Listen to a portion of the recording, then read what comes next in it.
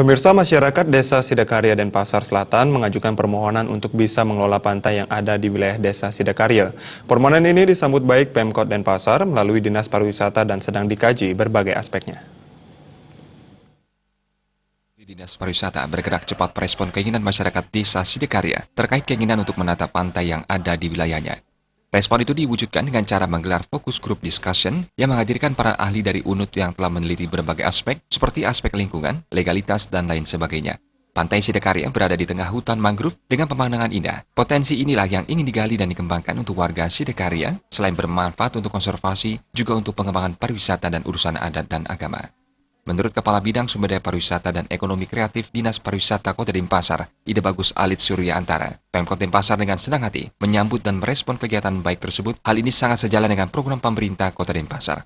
Terbatasnya sumber daya alam yang ada di Kota Denpasar, menurutnya gagasan ini cukup kreatif dan inovatif dan sangat diapresiasi.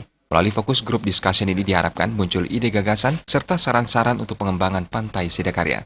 Pantai Sidakarya ini nantinya diharapkan memiliki kualitas bagus, unik, bisa mensejahterakan masyarakat dan memiliki SDM yang memadai untuk mengelolanya.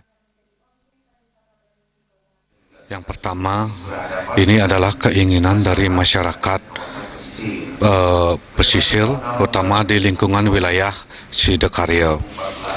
Dan di sini juga didukung oleh juru bendesa adat, secara adat, dan dari perbekal secara kedinasan beserta kelompok nelayan-nelayan yang ada.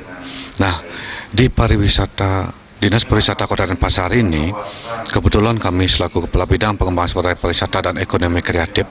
Nah, di sini banyak sekali potensi-potensi yang harus dikembangkan di Kota Denpasar, terutama terkait dengan di penataan Pantai Sidakarya ini, karena di sana ada yang namanya istilah ekowisata atau hutan mangrove-nya.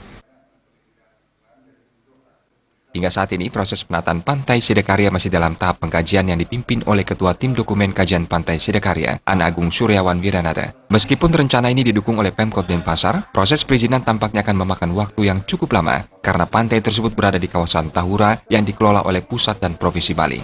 Riasa Bali TV.